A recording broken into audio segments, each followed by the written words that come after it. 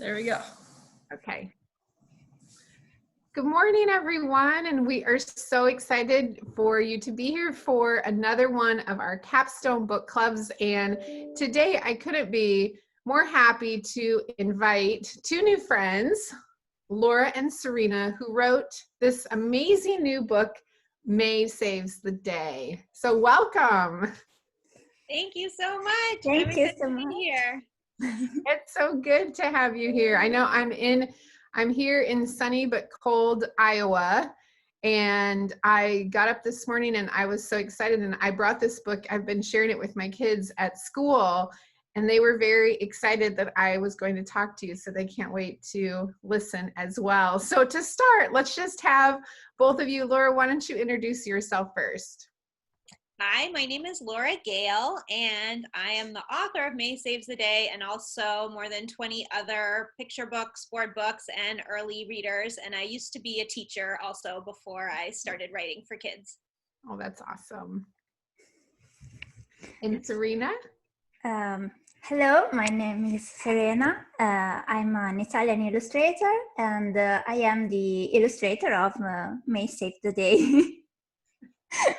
And I love your illustrations, so I Thank you. Talk more about those too.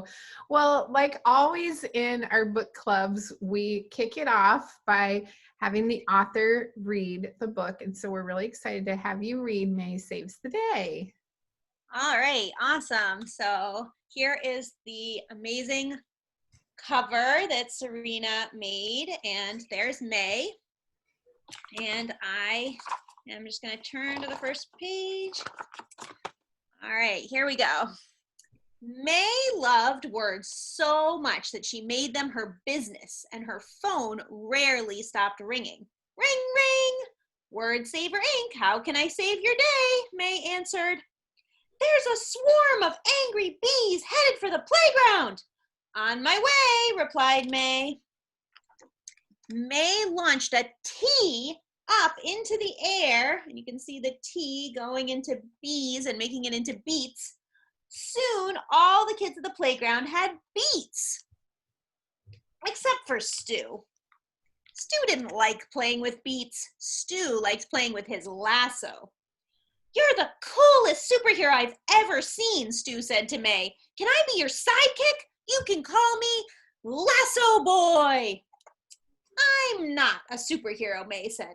I'm a successful businesswoman, and businesswomen do not have sidekicks. Ring, ring, Word Saver Inc. How can I save your day? May answered. A bear is sneaking into the scouts' campsite. Help! On my way, replied May. Arriving at the campground, May spiraled a D toward the bear, and you can see the D coming up and changing bear into beard. The scouts laughed at their leader's new look. Stu just kept twirling his lasso. Are you sure you don't need a sidekick? A lasso expert sidekick? Every superhero needs a sidekick, he offered. I'm not a superhero, May said again. I'm a small business owner, and I don't have room in my budget for a lasso expert. Ring, ring, Word Saver Inc. How can I save your day? May answered. There's a huge snake in our classroom. Help! On my way, replied May. May carried an E and an R down the school hallway straight into Mrs. McLandon's class. And you can see she adds the E and the R to snake to make sneaker. Who wants to bring home a souvenir? May asked, holding up the new sneaker. All the students waved their hands, all except Stu. He didn't want a souvenir. He wanted a job. Please let me be your sidekick, he begged. I can lasso anything. Look. Very nice, May said, but my business model does not include a sidekick. Do you do web design by any chance?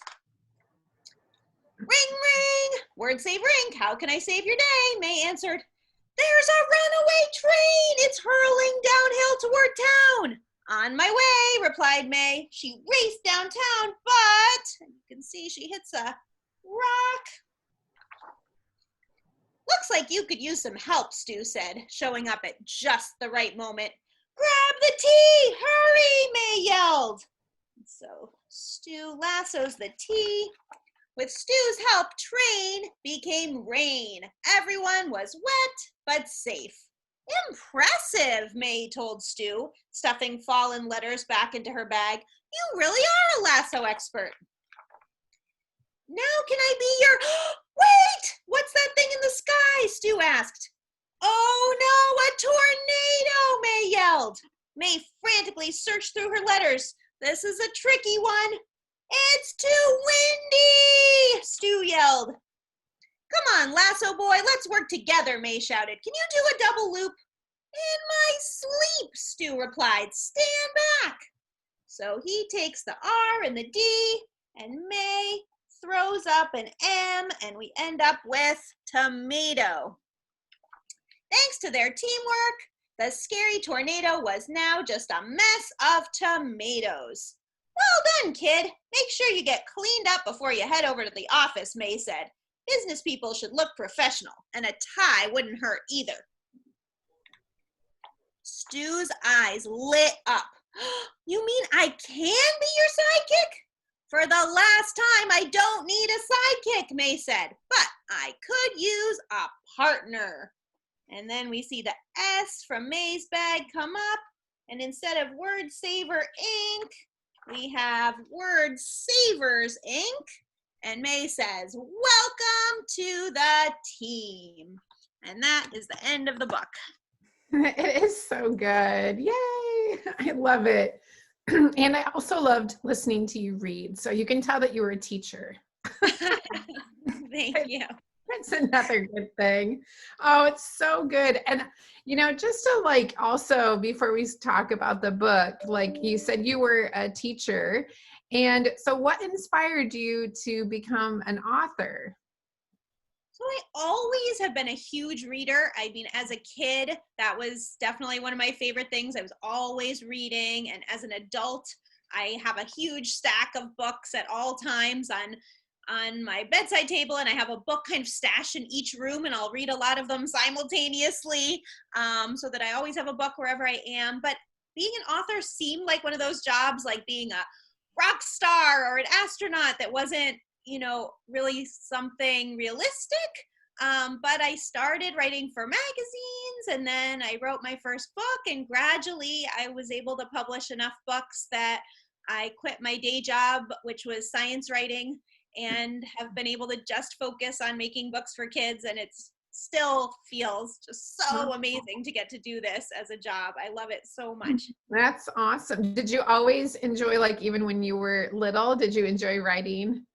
I did, actually. I show this to kids at my school visits sometime. This is a book I wrote as a kid. The diving contest has glitter and googly eyes. My art is not at Serena's level, but yeah, I've always loved writing ever since I was little, for sure. I know. It's always neat to see, like, my mom kept everything as well, like that we wrote and that we drew, and it's just so fun to look back, you know, at all of those things, because we like to talk to our kids about how when they enjoy that, you know, just to keep going, because they could become an author or an illustrator. They really could. Yeah, absolutely. I love that. Well, thank you for sharing your book. It's just so fun. I love how you tie in, like, I can see using this for so many things when it comes to, like, even career, like talking about careers with even like our older elementary kids, because it has so many relevant, like, jobs and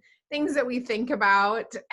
Yeah, I ask kids what kind of business they might want to start. You know, what kind of business might they want to start now? Because there are some, you know, greeting cards or bake sales, at least not during COVID maybe, but usually. And then also, what kind of business might they want to start someday? They have so many cool ideas. Yeah, I love it. I know that's what really excites me about this. We do careers in 4th and 5th grade. And so I brought this to school after reading it. It was like, oh, I have the perfect book. So it will be really fun to use it. We'll have to have you Skype in and that would be great. Connect with the kids. Well, Serena, can you tell us a little background about yourself and what inspired you to become an illustrator? Yes. I've always loved to draw since I was a kid. And I always immerse myself, like Laura, in books, in cartoons. I really love cartoons and video games, and also comic books. And those kind of stuff has always inspired me to try to create something new on my own, or just to illustrate the story I heard from my parents or grandparents that I loved. And so this habit became a passion, and now a job.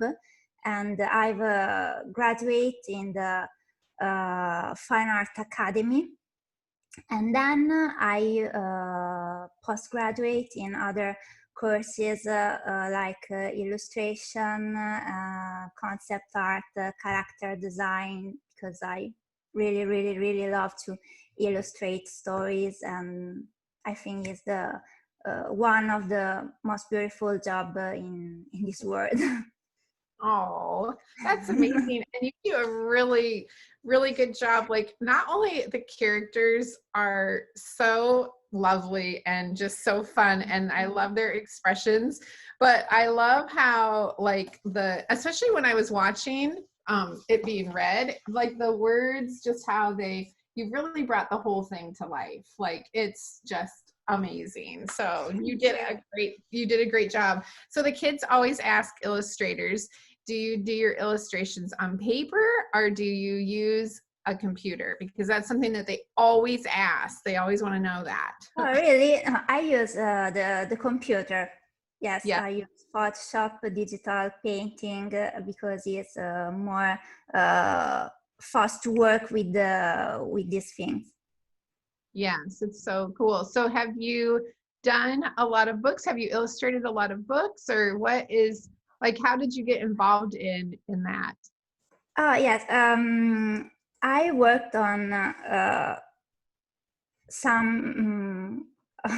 Sorry, I'm not very good in English. You're doing great. I worked on quite a few books. Recently, I finished work on 2 books that will be published next year, but I also work mostly on children illustration books. And I have also the fortune to work on some school books, like one recently published first school is on the Roman mythology. And one I'm especially proud is a sci-fi book that will be published next year in Italy, because I was both the illustrators and the author of this book, but I'm not very good like Laura. I have to be an author one day. Maybe. Yeah, that's hard, isn't it? Yeah. Yeah. Oh, but I bet that it's going to be amazing. Yeah, you are doing just really great things. So it's really fun to see that I was going to get to talk to an author from another country. That's something too that the kids will really enjoy, knowing that how you came together to work on this book. And Laura, like, when we're thinking about the book, and before we talk about how you guys do work together, what was the inspiration behind May Saves the Day? So I think just like I was a kid who always loved to read, I was also a kid who loved all those word games, Scrabble and Boggle and doing crossword puzzles. And so I had this idea of a character who changes words, but I didn't know how to make it into a story. And it took me a long time just having that in the back of my mind of how can I write about a character who changes words? And then I can remember exactly where I was in this coffee shop with a friend, where I had the sudden spark of inspiration of this little girl who runs a business, changing scary words into silly words. And as soon as I had that idea, I knew that was the story I wanted to write, and I was super excited to write it. And so as soon as I had the chance, I started scribbling notes, and then that's how this story came to be. Oh, that's awesome. Even the title is perfect. And so it's one that really grabs your attention. I love it. One thing too that I find really interesting, and so do my kids at school, when we think about you working together, a lot of times we will hear from authors and illustrators when we Zoom or Skype with them that they have never even met before, or a lot of times they never talk about the book. And it's something that always kind of awestrucks us because a book comes together so nicely. And so how do you two work together as an author and an illustrator to bring your story to life? So I think our situation is exactly what you were describing, where our editor brought us together in the sense of bringing us both to work on this book. Christiane thought that that Serena's art would be the perfect match for the words that I had written, but we really didn't work together in any conventional sense. I was so excited every time I got to see a sketch, and especially, I mean, just look at, you know, May and her glasses and her wardrobe, like it just could not be more perfect. But we really didn't have any interaction during the course of making the book, and I think that's been traditionally the case for many years, where publishers would actually try to keep the author and illustrator kind of apart so that the author wasn't trying to boss the illustrator around and say, oh no, I wanted her to have red hair or what have you. Yeah. Yes, I agree. Well, and I've written some books too with Capstone, and the first ones were all about the library. And when I got them back and the librarian was sitting behind the desk, I wrote and I said, no, the library can't be sitting behind the desk. And so it wasn't us really working together, but we had to give the illustrator more knowledge about what the library looked like now. And so I think that I find that just so fascinating, and just really some of the books that I see and to hear their stories, and especially when authors and illustrators come back together again, but the feel of the book might be totally different. Like it's pretty cool to see that too. I think that is awesome. So I have to ask too, what is your next project that you're working on?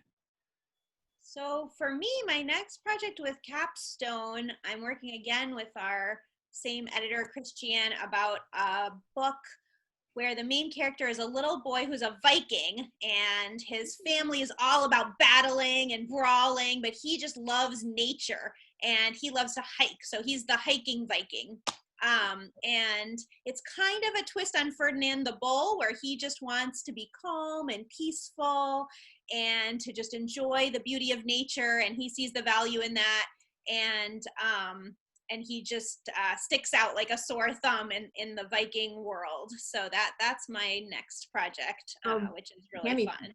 Can't even wait for that one. Yeah, me either. That sounds awesome. And how about you, Serena? I was waiting to work on a new book project with another house publishing house, and so I was working on another personal project that I have in the drawer for a time, and now I'm happy to work on it. That's awesome. And is another book for kids. Is the title is A Very Spooky Afternoon. So, so it's about the adventure of a little girl who have very strange neighborhood, and she lived near a very spooky mansion. So she decided to explore it and make friends with this monster and other sort of strange neighbor. I'll have to write that down so I can remember that one. That sounds great. That sounds like a fun one to illustrate. Yes, I think a sort of vintage vibes for this book, so we'll see. Awesome. Oh, that's so great. Well, you guys are doing amazing things, and I think that we will end by leaving our readers and listeners with a little advice. And it's always good to hear what advice, and how you've gotten to be an author, an illustrator. And so we'll start with you, Laura. I think for anyone who wants to be an author, the most important thing is just to read a lot of books of the type you want to write. So if you want to write picture books, you know, read 100 picture books that have been published recently.